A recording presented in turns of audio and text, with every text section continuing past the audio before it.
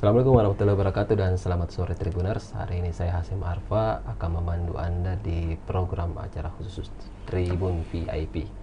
Nah, pada sore hari ini kita sudah kedatangan tamu dan beliau sudah ada di samping saya. Saya perkenalkan sedikit, beliau adalah legislator DPRD Kota Makassar dari Partai Demokrasi Indonesia Perjuangan. Nama beliau adalah Al-Hidayat Samsu. Nah, singkat itu dulu, sebentar kita akan bahas lebih dalam.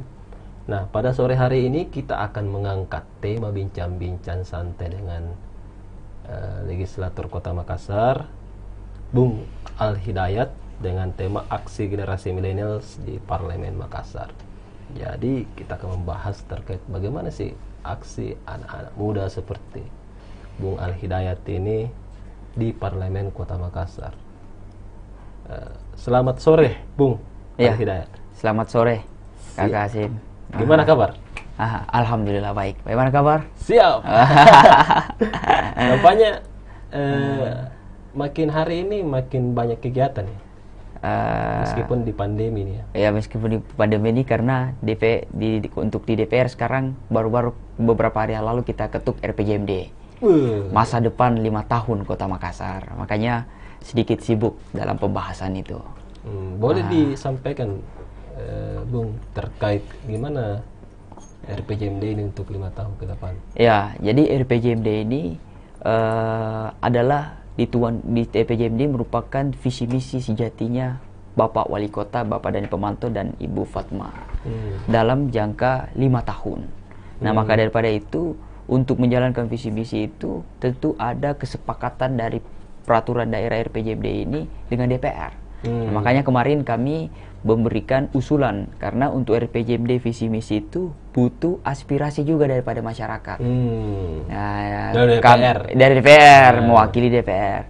Makanya dari DPR itu kita memberikan saran, masukan, sehingga ada yang beberapa diberikan saran ditambahkan, ada yang dikurangi. Tapi kami sejatinya sudah memberikan RPJMD sudah diketuk untuk masa depan Kota Makassar, dan saya yakin 5 tahun yang akan datang dalam periode Pak Wali ini kami akan mengawal program Pak Wali dan visi misinya. Kalau Bung Al-Hidayat ini kan juga salah satu perwakilan anak muda di Parlemen pun. Gimana rasanya menjadi anak muda di sana? Kan banyak senior-senior ya sudah periode. Sebenarnya, Bung, untuk menjadi anak muda anggota DPR itu susah-susah gampang. Artinya kalau kita ini anak muda, saya ingin katakan bahwa kalau kita itu memerintah di DPR, memberikan saran dan berbicara, cenderung kita tidak terlalu didengar. Karena tentunya kami yang anak muda cenderung dianggap masih belajar apa dan lain sebagainya. Tapi kalau menurut saya secara pribadi tidak berpikir demikian. Ya, karena kami sebelum anggota DPR sudah siap untuk di DPR. Nah, makanya kami di DPR yang anak muda cukup aktif di DPR Makassar, dan saya mengajak untuk teman-teman anak muda juga, marilah kita periode berikutnya sama-sama untuk meramaikan DPR dengan anak-anak muda di sana. Tapi yang paling penting, yang kami rasa sangat bangga, Bung, karena saya adalah anggota DPR Kota Makassar yang termuda. Ya, betul. Ya, saya dilantik 23 tahun. Ya, itu kemarin heboh tuh waktunya pelantikan di 2019 lalu. Ya, dari 23 tahun, dan suatu kebanggaan di usia seperti itu kami sudah bisa mewakili 1 juta masyarakat, menyuarakan 1 juta lebih masyarakat Kota Makassar. Artinya kami sangat bangga, tetapi yang paling penting adalah saya tetap selalu belajar bagaimana mempermantap narasi, merealisasikan visi misi saya, apa yang menjadi harapan saya sehingga saya menjadi anggota DPR. Karena kalau kita tidak punya visi misi dan isi, kalau kita bicara kita diketawai, Bung. Kalau di DPR ternyata sangat orang hebat di sana. Kepala dinas, 50 kepala dinas, kepala bidang, anggota DPR, kita diketawai kalau tidak punya kemampuan, kompetensi. Makanya kami terus membenahi diri dan sekaligus kita belajar sekaligus bekerja. Siap. Gimana rasanya, Bung? Misalnya kemarin pertama masuk kan pasti meskipun sudah banyak belajar ya. Iya. Tapi kan untuk bertemu dengan mereka hal-hal baru itu, Bung. Iya. Nampaknya baru lulus kuliah waktu itu kemudian langsung masuk. Jadi Iya. anggota DPR. Kalau perasaan tentu sangat bahagia Iya. dan sangat terharu. Allah Subhanahu wa taala memberikan saya kesempatan yang sangat mulia dan sangat terhormat di Kota Makassar ini menjadi perwakilan anggota DPR Kota Makassar di usia 23 tahun. Banyak anak muda yang ingin juga menduduki di DPR tetapi belum diberikan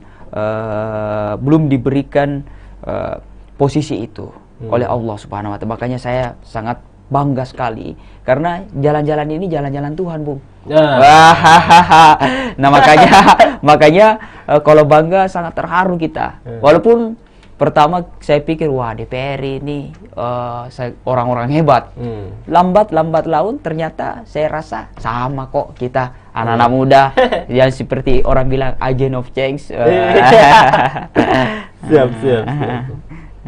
Tapi asik juga rasanya di sana, Bung ya. Saya lihat ikuti juga perkembangan Bung Al Hidayat ini semenjak awal, karena wawancara pertama kan lewat Tribun dulu yang awal ya. Iya, betul. Pembuatan buku itu. Iya. Nampaknya setelah itu saya lihat Bung Al Hidayat banyak terjun, terutama kemarin waktu awal-awal Covid saya lihat banyak terjun memberikan bantuan langsung ya. Iya. Dan itu kayaknya pernah menjadi viral waktu itu. Iya. Itulah. Ya, sampai bawa tentengan itu untuk dibagi-bagikan ke masyarakat tidak mampu waktu itu yang terdampak Covid. Iya. Jadi keyakinan saya, Bung, persoalan kemarin itu Covid itu adalah tanggung jawab kita semua. Kalau menurut saya kira negara Kota Makassar ini pemerintah tidak bisa membuat bahagia dan mensejahterakan rakyatnya kalau negaranya sendiri, Bung. Menurut saya secara pribadi.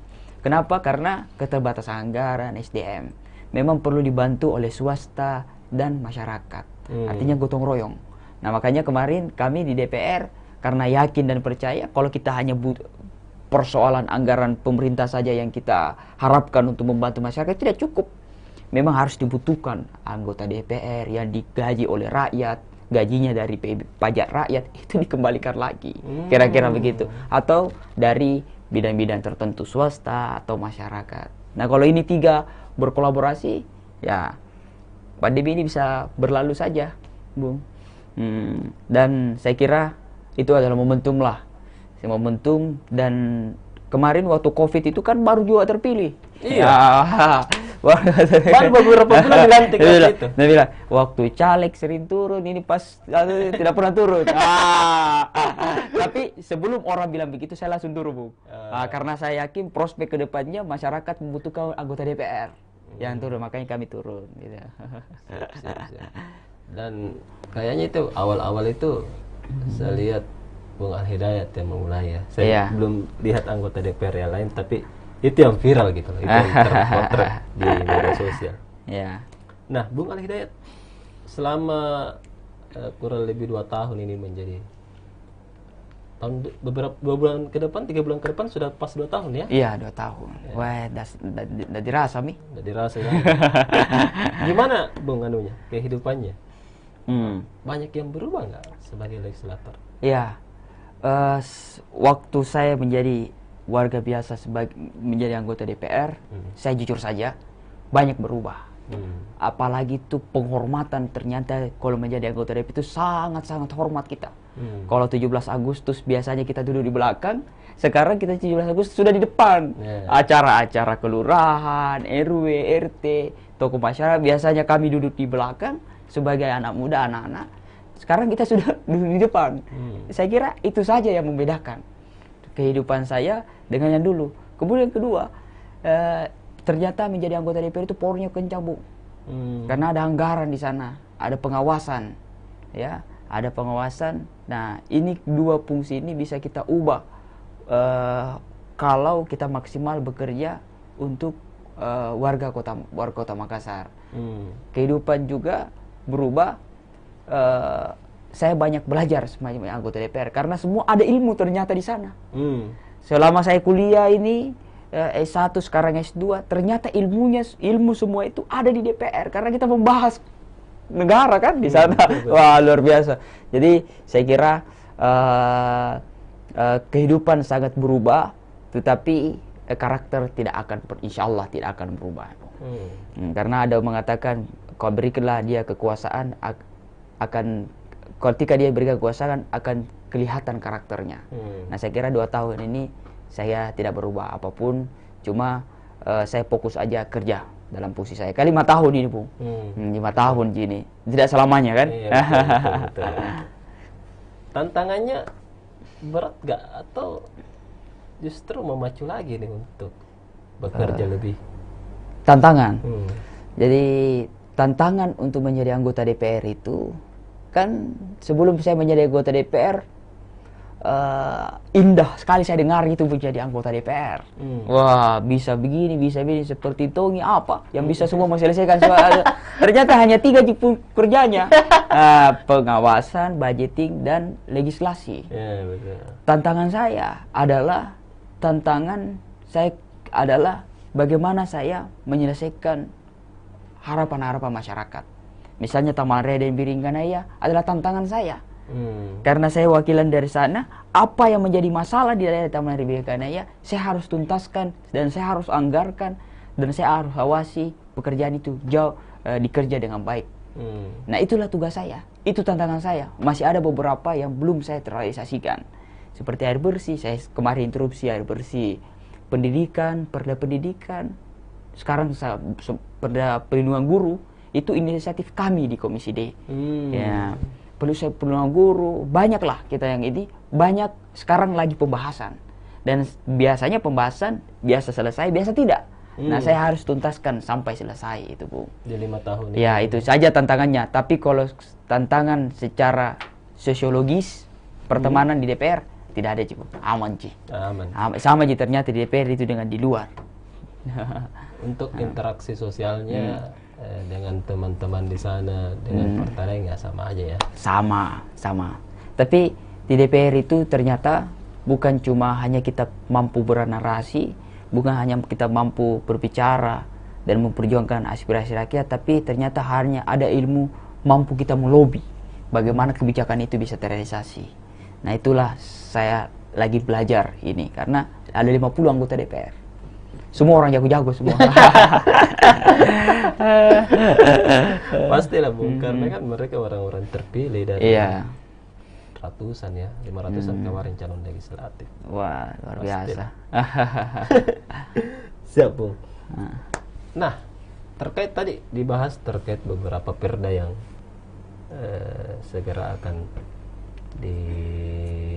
disahkan oleh DPR.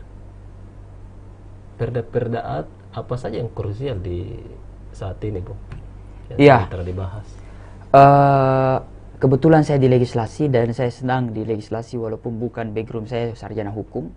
Saya sarjana pendidikan. Yang paling penting sekarang ini adalah perda, banyak penting, tetapi menjadi harapan saya kedepannya adalah rencana tata ruang wilayah kota. Kami akan revisi RT RW ini sehingga pembangunan Kota Makassar ini pembangunan yang sustainable development goals, pembangunan yang berkelanjutan. Jangan lagi ada macet, jangan ada banjir, jangan ada rumah kumuh, jangan ada lagi misalnya Taman Raya nih, Kecamatan Pendidikan. Itu secara tata ruang Kecamatan Pendidikan, seluruh pembangunan harus pendidikan di sana. Tidak bisa pembangun yang lain kalau bukan pendidikan. Ternyata masih ada pelanggaran. Tidak tahu apakah law enforcement-nya itu hadir ketika dia Kecamatan Pendidikan bikin contohnya karaoke. Itu mau melanggar itu sebenarnya. Aturan bikin mall yang baru-baru saja ini Informa. Itu mau melanggar itu Informa yang di Taman Raya. Itu saya tidak tahu kenapa bisa keluar izinnya itu. Saya depan rumah itu, depan rumah saya itu. Saya sudah sampaikan bahwa di Informa itu Kecamatan Tanah Pendidikan. Kenapa bisa jadi mall? Macet di situ, Pak. Ya kan? Nah, ini yang kemudian saya ingin revisi. Apakah dia tetap membangun dan sudah beroperasi sekarang? Apakah dia dapat law enforcement? Tindakan hukum? Saya tidak tahu. Makanya saya ingin revisi rencana detail tata ruang wilayah kota. Jangan seorang investor seenak-enaknya saja menginvestor di Makassar, lantas kemudian membabi buta itu hukum-hukum yang telah kita buat di DPR. Itu Perda Perlindungan Guru. Saya bikin juga Perda Perlindungan Guru karena sekarang kita lihat pendidikan Kota Makassar baru saja disentuh, anak-anak segini dilapor. Salah ucap guru dilapor orang tuanya, sehingga guru takut lagi sama siswa. Pendekatan kasih sayangnya lagi tidak hadir di sana. Jadi dalam waktu dekat itu dua yang menjadi juga prioritas, tapi ada beberapa perda lagi lainnya. Karena banyak perda, Bu. Ada 24 kalau tidak salah. Di Prolegda kemarin. Ya, Prolegda. Siap. Nampaknya menarik ini kemarin ya masalah karena kan yang tadi itu yang perlindungan guru itu sering menjadi viral itu. Viral ya. Karena seringkali guru dipidanakan, Ya. Padahal tugasnya mengajar, karena mereka biasa dilihat melakukan kekerasan gitu. Iya, betul. Ini- Kasihan seorang tenaga pendidik kita ini dikait-kaitkan dengan pedana. Padahal dia nating tulus untuk mengajar kepada siswa. Tapi makanya, kenapa saya bikinkan itu, Bu? Karena saya mengkaji secara mendalam. Undang-undang perlindungan guru dan dosen itu sudah ada ternyata. Tetapi pas adanya undang-undang perlindungan anak, jauh melampaui undang-undang perlindungan guru dan dosen. Sehingga pidana lebih cenderung kepada undang-undang perlindungan guru, perlindungan anak. Sedikit saja ada undang-undang perlindungan anak. Lantas perlindungan guru gimana? Nah, inilah yang akan kita bikin rincinya, turunan daripada perlindungan guru dan dosen, dan kita akan improvisasi terkait dengan perlindungan guru. Karena saya kira perlindungan guru dan dosen ini perlu ada updating, karena adanya hadirnya perlindungan anak. Nah, disitulah karena pemerintah pusat belum menghadirkan demikian, maka kita berinovasi di Kota Makassar menghadirkan perlindungan guru. Gitu. Siap. Oke, Tribuners. Kalau misalnya Tribuners yang mau bertanya atau mau memberikan pernyataan, bisa melalui kolom komentar chat ya di Facebook ataupun di YouTube Tribun Timur. Oke, kita istirahat sejenak sebelum kita lanjut berbincang dengan Bung Al Hidayat. Tetap di Tribun VIP.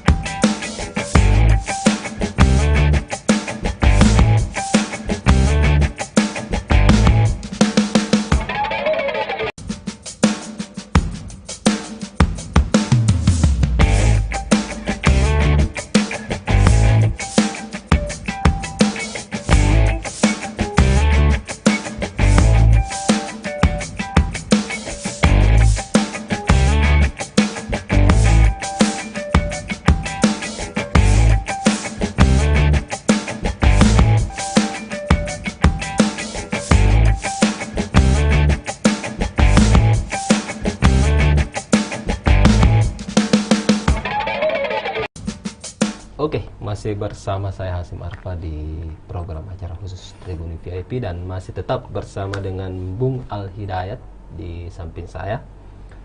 Bung, ini ada satu sapa-sapa ini mungkin ya dari penonton kita, namanya Anto Maros.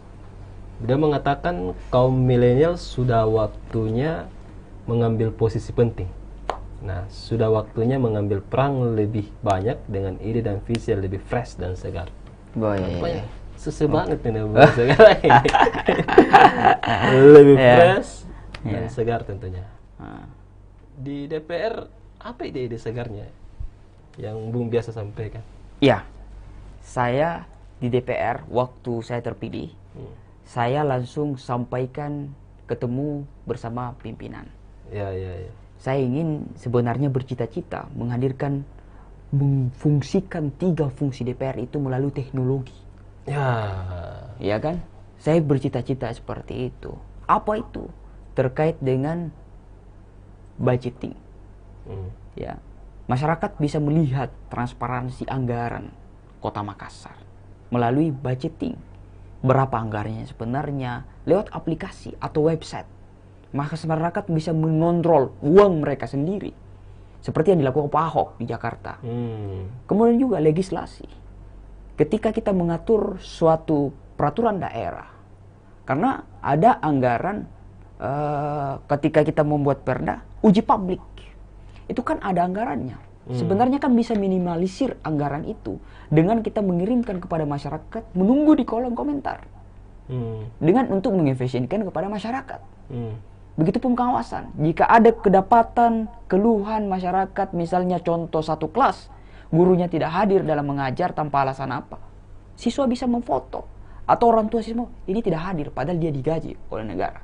Nah, 3 ini, kenapa demikian? Karena saya yakin ke depannya bangsa Indonesia, seperti demo itu, demo-demo yang hadir, semua akan menghadirkan demo lagi lewat sosial media. Lebih kencang efeknya di sosial media daripada offline ke depannya. Kita lihat kemarin masalah-masalah tertentu, lebih keras perputaran informasi itu di media daripada offline.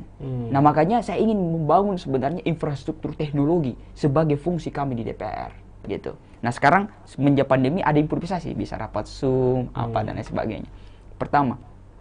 Kemudian inovasi yang kita telah lakukan, kalau saya secara pribadi, karena itu tidak dilakukan oleh DPR, maka saya melakukan secara pribadi. Saya update terus rapat apa, mohon saran dan kritikannya oleh warga ketika saya membahas, misalnya contoh parkir Kota Makassar, saran dong. Nah, jadi kita berbicara di DPR bukan bicara seutuhnya narasinya terkait pandangan kita, tetapi betul-betul dari masyarakat.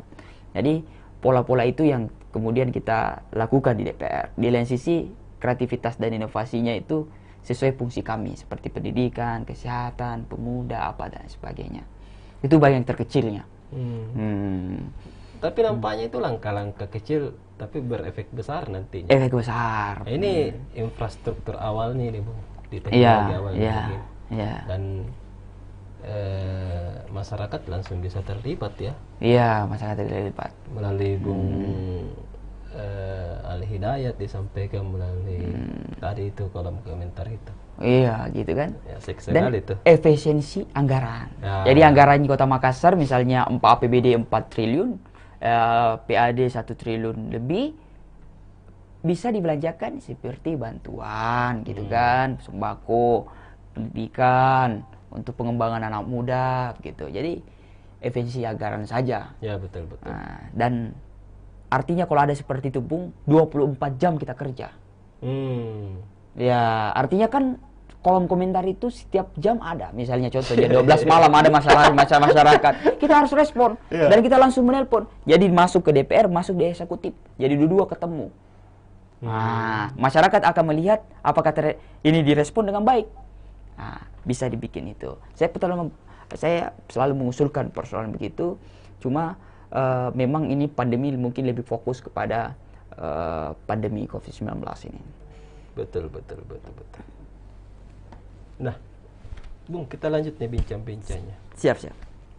Apa sih yang pengalaman tidak terlupakan ini menjadi seorang legislator hampir 2 tahun ini?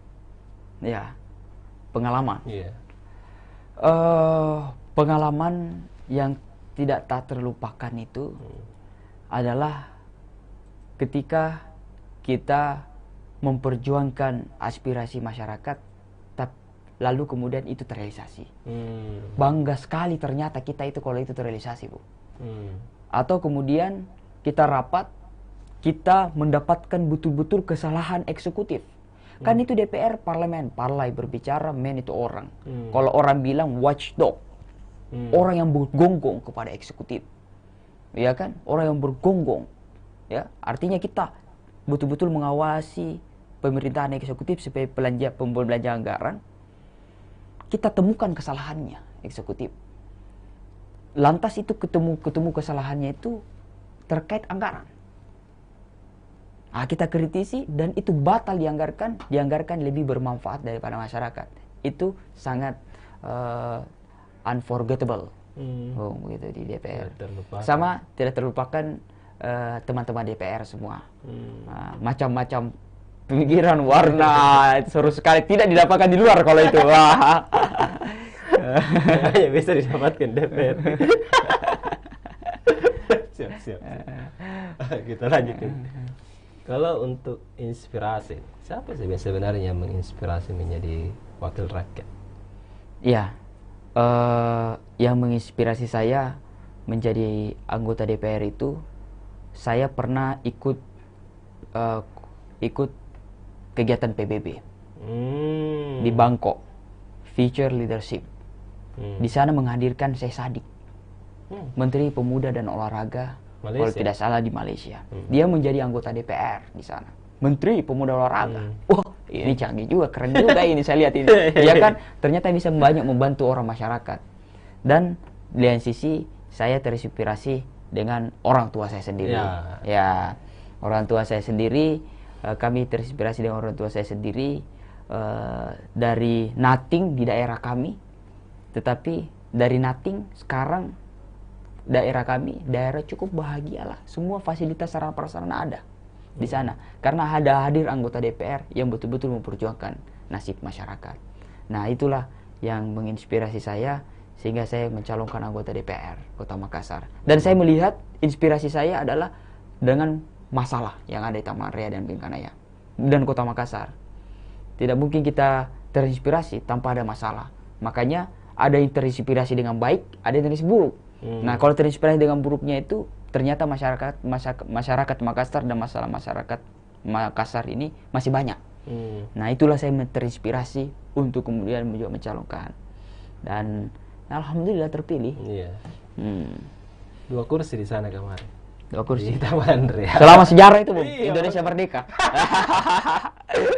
Siap. Nampaknya Bung Ali Hidayat juga ini banyak terinspirasi dari Soekarno ya. Jadi cara-cara berbicaranya. Betul Bang ya? Betul. Iyalah, siapa yang tidak terinspirasi sama Bapak Bangsa, proklamator itu. Apalagi Bung Karno, PDI Perjuangan adalah turunan perjuangan Bung Karno. Jadi banyak belajar dengan Bung Karno dan buku-bukunya kita juga selalu baca itu. Teknik public speakingnya juga wah luar biasa. Orator dulu beliau, almarhum kan. Siap. Dan kayaknya asik banget tuh. Kalau saya lihat juga di Instagramnya. Ya, masa sih? Iya. Biasa sih. Kalau misalnya Tribuners tidak percaya, silakan dibuka Instagramnya Bung Ali Hidayat. Asik tuh cara-cara pengambilan. Cara-cara penyampainya juga asik. Iya. Mungkin karena masih anak muda ya, jadi bisa cepat. Bisa adaptasi. Guru Bung, saya guru olahraga. Wah. Orang lapangan. Ya. Jadi percaya diri tinggi. Namanya guru olahraga kan. Sedikit-sedikit kita berenang gitu kan. Seorang guru itu kalau menjadi ditempatkan di mana-mana dia mampu beradaptasi di bidang apapun. Apalagi guru olahraga. Mampu di mana-mana, mampu jaya di bidangnya masing-masing. Kalau olahraga itu Jais Viva Jais Mahe. Mampu jaya di udara, karena di udara waktu kami kuliah kita diajarkan taktik dan strategi bermain bola. Bagaimana waktunya kita menyerang, bagaimana kita bertahan. Diajar tinju, diajar karate. Tinju itu kamu? Iya. Olahraga jarak pendek. Di jaya di udara, jaya di laut. Kita diajar berenang di laut. Olahraga di laut, di udara kita diajar terjun payung. Artinya Jais Viva Jais Mahe. Jadi alumni olahraga tuh mampu jaya di bidangnya masing-masing. Sekaligus promosi. Promosi. Bagi teman-teman anak muda Tribun, kalau bingung memilih ya pilih jurusan olahraga. Kayaknya tekan ini. Sekali kita lihat kita ini, Bu. Kemudian kita lanjut Tribuners. Asik banget nih, kita sudah hampir berakhir dan nampaknya bahannya tidak habis-habis kita bahas ini, Bu. Iya. Kemudian ayah Anda kan seorang legislator di DPR Makassar kemarin beberapa tahun yang lalu ya. Iya. Sekitar 7 tahun yang lalu berakhir di Makassar. Apa sih pesan beliau kepada Anda ketika menjadi anggota DPR ini di Makassar? Iya. Beliau menyampaikan waktu saya ingin mencalonkan, dia bilang yakin. Insya Allah ya, saya yakin. Ini keputusan saya sendiri, keputusan secara sadar saya sendiri, bukan dari dorongan beliau. Yakin karena beliau juga kompetisi. Saya bilang marilah kita urus diri masing-masing. Ya kan? Saya hanya minta saran dan petunjuknya bagaimana caranya kita bisa menang secara terhormat. Dia sebegini gini. Oke. Kemudian pesan dia itu, dia bilang jangan pernah sebelum masyarakatmu meminta, ada kalanya baiknya kau dulu memberikan. Itulah pemimpin yang baik. Jangan kau ditunggu berdemo, demo pi orang, baru kau mau tolong. Tidak ada artinya penolonganmu itu. Tidak, memang sebelumnya ya. Berarti kalau seperti itu, kita melihat prospek ke depannya, masalah apa ini.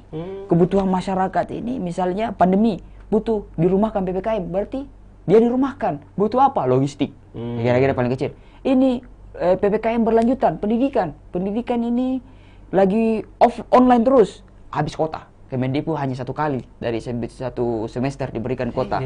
Berarti kita harus jemput berikan kota. Saya kemarin beberapa wawancara challenge cuk. Pada sekaligus saya challenge, kalau Anda bisa jawab pertanyaan saya tahun berapa bangsa Indonesia merdeka ini, saya kasih kota gratis. Jadi saya keliling begitu, rumah-rumah gitu. Jadi saya bikinkan begitu. Itu dia bilang karena jangan pernah ragu juga memperjuangkan aspirasi dari para masyarakat. Karena mereka tidak pernah ragu memilih saya menjadi anggota DPR. Betul. Jangan pernah ragu, walaupun baik atau buruk, jangan pernah ragu memperjuangkan nasibnya. Karena dia tidak pernah ragu juga pilih kita. Itulah 2 pesannya. Dan yang paling penting, jangan sampai berubah ketika saya menjadi anggota DPR. Karakter yang paling penting. Kan biasa setelah menerima kekuasaan biasanya itu kita terlena. Dia bilang santai-santai saja. Gitu. Itu aja pesannya. Itu aja. Tapi kan saya kan selalu saya dididik, saya seorang atlet dulu. Atlet bulu tangkis dan balap motor. Iya. Setelah itu saya baru belajar. Sebenarnya saya terlambat belajar, membaca buku terlambat. Cuma umur saya 19 tahun, saya langsung ditugaskan sama bapak saya untuk memimpin Yayasan Pendidikan Laniang sebagai ketua yayasan.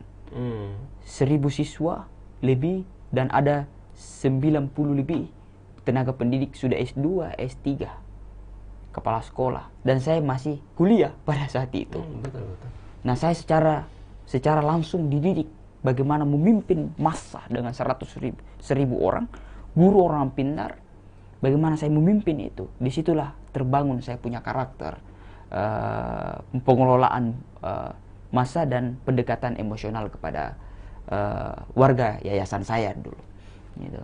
Jadi itu bagian daripada historis yang telah diberikan saya dedikasi oleh orang tua. Gitu. Iya. Nampaknya memang Bung Ahli Hidayat ini, kalau orang kan banyak juga pasti bersaudara toh. 2. Iya. 2 2 aja. Saya bungsu. Kakak 1. Kenapa bukan kakaknya dikasih gitu ya? Begitu. Artinya melihat bahwa mungkin ada potensi di situ. Bisa jaya ya. Mungkin nih. Karena saya tidak tahu. Kalau panutan selama menjadi legislator ini selain ayah tentunya ada nggak? Panutan. Panutan itu yang menjadi legislator, yang menjadi panutan itu pun kan panutan itu kompleks. Kalau kita ingin berpanutan sama orang, kita harus tahu karakter dia sehari-hari. Iya kan? Kalau seorang ayah saya kan sudah tahu karakternya sehari-hari. Pasti nih. Ya, dulu tinggal sama. Tapi kalau orang lain itu saya belum tahu. Hanya dalam konteks kecil ini, saya belum bisa membentukkan mereka adalah panutan saya. Yang panutan saya sejatinya adalah anak-anak muda yang berani turun ke bertarung di dunia politik. Siapa itu? Mary Black. Mary Black terpilih menjadi anggota DPR di Inggris, negara paling pertama demokrasi di dunia. Dia umur 21 tahun. Negara demokrasi. Kok bisa dia menjadi anggota DPR dan langgeng turun terpilih terus? Ada Freskopia juga dari Uganda, 19 tahun terpilih menjadi anggota DPR. Nah, itu mereka itu adalah panutan saya dan saya selalu follow Instagramnya. Saya lihat, wah, itulah cerminan saya juga di Makassar. Inspirasi saya kan. Gitu. Siap. Nah, Tribuners, kalau misalnya teman-teman mau bertanya, silakan bertanya langsung di kolom komentar di Facebook ataupun di YouTube Tribun Timur. Nah, ada nggak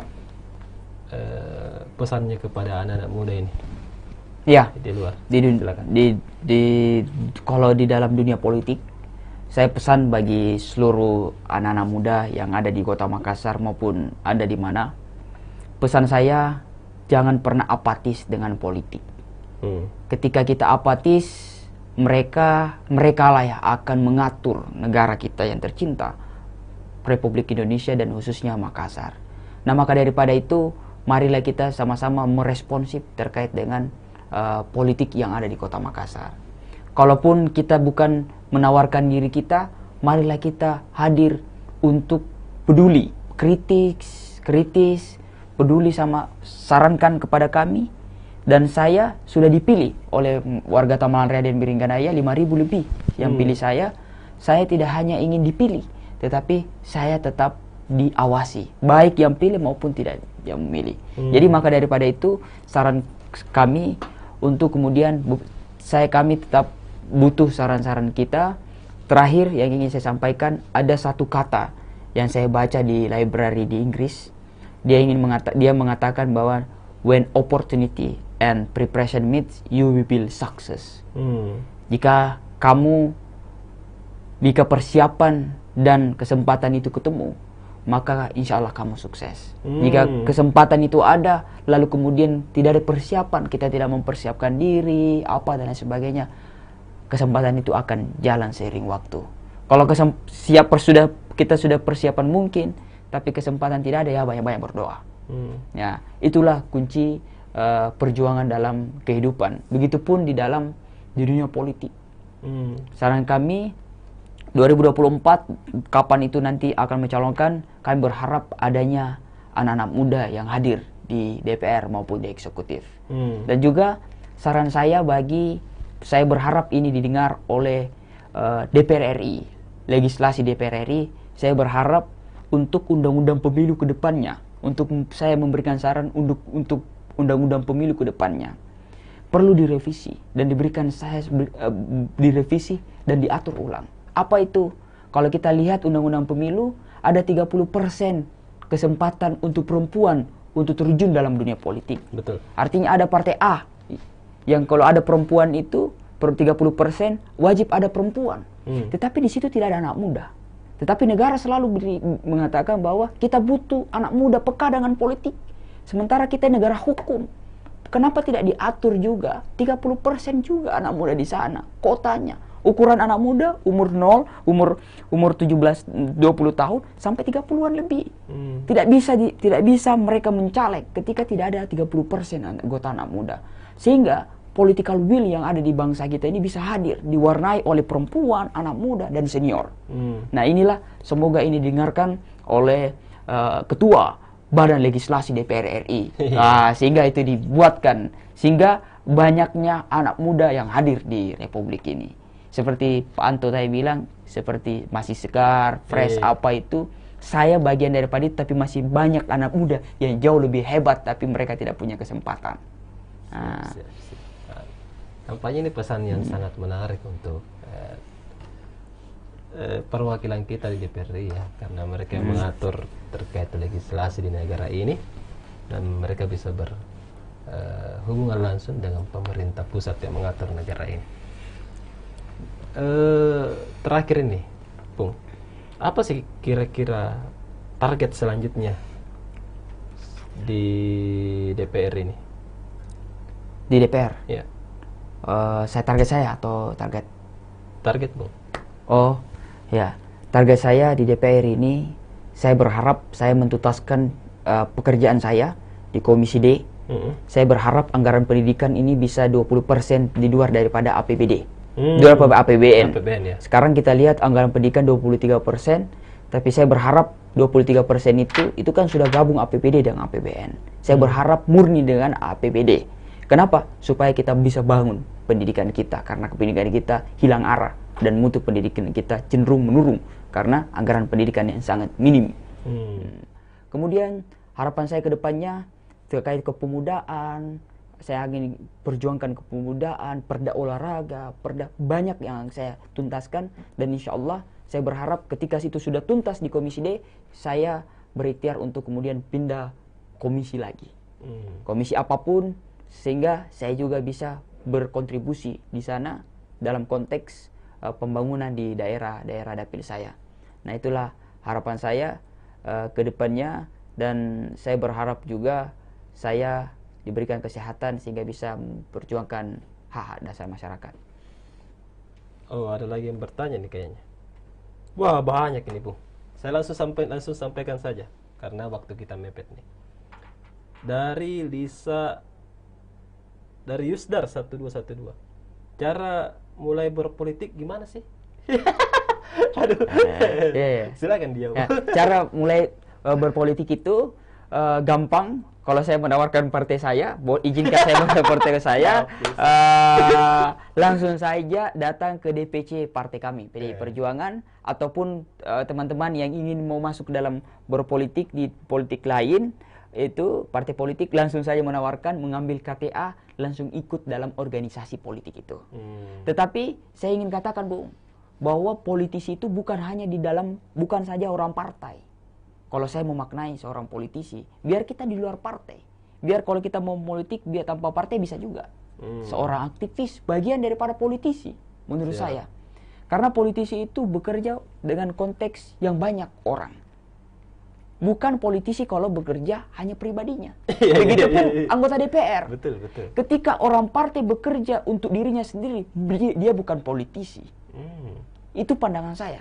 Ketika Anda politisi, Anda bekerja untuk banyak orang. Ketika Anda bukan politisi, Anda bekerja untuk diri Anda sendiri. Jadi label politisi itu adalah label bekerja untuk banyak orang. Bukan untuk pribadi. Nah, untuk pribadi mereka mempolitisi-politisi dirinya sendiri. Intinya kemaslahatan untuk orang banyak ya. Ya. Siap. Ada dari Lisa Armi nih. Bagaimana pendapat Kak? Nah, ini masih COVID. Tapi udah ada beberapa orang mulai muncul mengenai pemilu ini. Oh gitu ya. Maksudnya Kak? Oh, pemilu. Banyak orang-orang yang muncul terkait pemilu mungkin. Banyak mungkin baliho-baliho di jalanan Deli. Jadi mulai berjalan. Ya. Silakan ditanggapi kalau misalnya. Ya, jadi tanggapan saya terkait dengan ini kan masih pandemi. Mau lagi pemilu. Nah, SK menjadi seorang pemimpin di negara ini ada jangka waktu jabatannya masing-masing.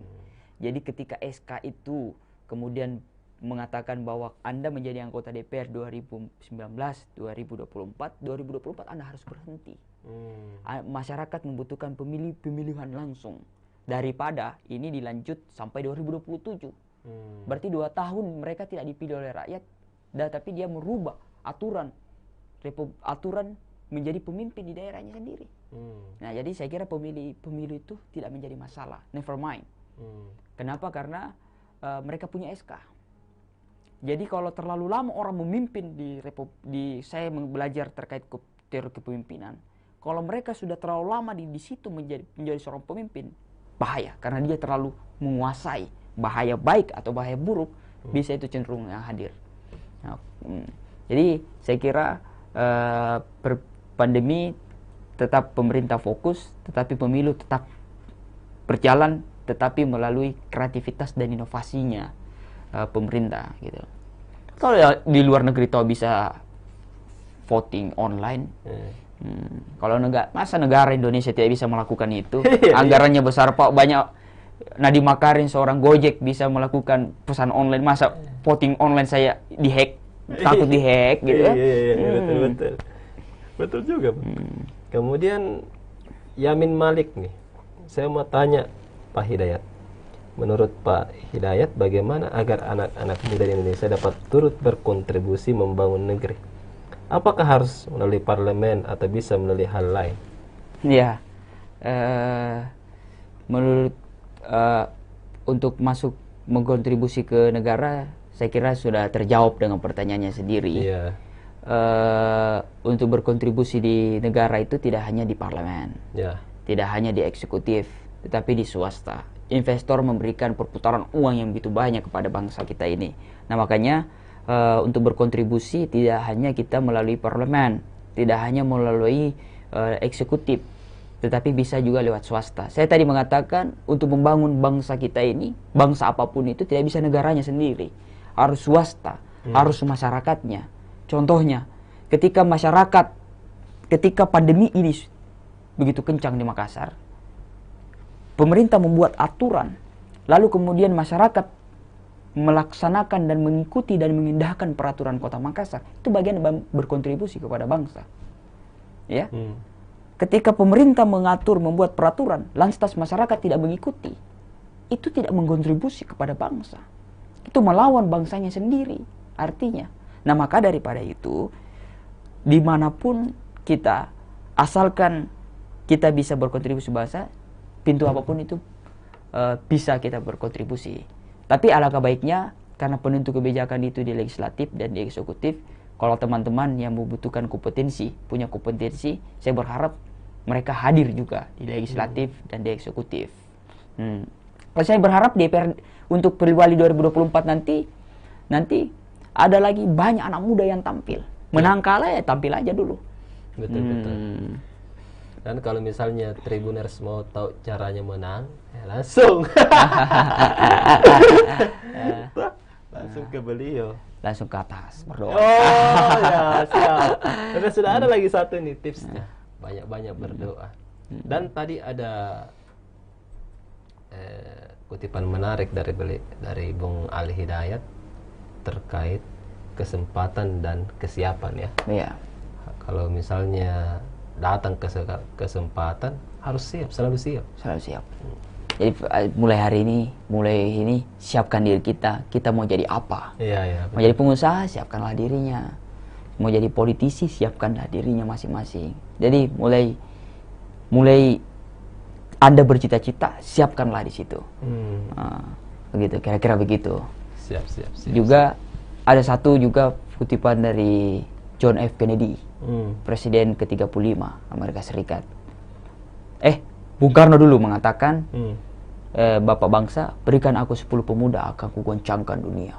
Wah, 10 dia butuhkan Bung Karno. Dia akan goncangkan dunia. Nah, kita lihat dunia betul-betul dikuasai oleh anak muda. Pemimpin-pemimpin yang saya sampaikan jadi anggota DPR yang anak muda, mereka menguasai dunia. Menghadirkan Google, smartphone, semua itu atas dasar inovasi anak-anak muda. Betul. Di Indonesia pun demikian. Nadiem Makarim, Menteri Pendidikan dan Kebudayaan, jantung bangsa Indonesia. Di pendidikan, kalau pendidikan kita hancurlah bangsa ini. Diberikan kepada anak muda. anggota DPR yang begitu banyak anak muda. Betul itu apa disampaikan Bung Karno. Jadi saya berharap itu bisa terrealisasi. Kemudian John F. Kennedy mengatakan, Presiden ke-35 dia mengatakan, ask not what country can do for you, but ask what you can do for your country. Jangan tanyakan apa yang negaramu berikan kepada kamu, tapi apa yang kamu lakukan kepada negaramu. Apa yang kita lakukan sekarang? Bantu pemerintah. Apa perintahnya? Indahkan pemerintahnya. Kalau ada saran dan kritikan, silahkan memberikan saran kepada Kota Makassar. Misalnya PPKM kita ini sudah capek Pak, butuh ini, silahkan sampaikan. Tetapi sekali lagi, indahkan aturan itu. Karena ketika Anda indahkan, sama saja kita melawan negara kita sendiri. Kira-kira begitu. Siap. Nampak asik sekali nih Bung ya, berbicara dengan Bung Al-Hidayat, tapi waktu kita sangat terbatas, hanya 1 jam.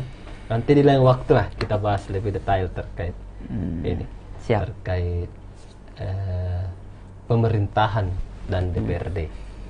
Nah, Tribuners, karena waktu sudah 1 jam ini bersama dengan Al-Hidayat, dan beliau juga pasti sudah ada lagi agenda-agenda lain. Kita curi tadi sedikit waktunya 1 jam nih, dan akhirnya bisa bertemu dengan beliau dan bisa menyapa teman-teman, khususnya untuk anak muda yang sedang menonton bincang kita pada sore hari ini di Tribun VIP. Oke, terima kasih Bung sudah hadir di Tribun VIP, dan terima kasih atas undangannya Bung. Siap. Dan kita sangat berterima kasih atas tadi banyak juga wejangan-wejangan yang disampaikan dan ditantang tentunya anak muda untuk berkompetisi di pemilu 2024 nanti. Oke, Tribuners, jangan lupa untuk tetap menjalankan protokol kesehatan di masa pandemi ini. Kemudian tetap jaga kesehatan, dan jangan lupa juga untuk menonton acara-acara Tribun Timur selanjutnya di Facebook maupun di YouTube Tribun Timur. Saya undur diri dari layar monitor Anda dan layar handphone Anda, smartphone Anda tentunya. Assalamualaikum warahmatullahi wabarakatuh. Waalaikumsalam.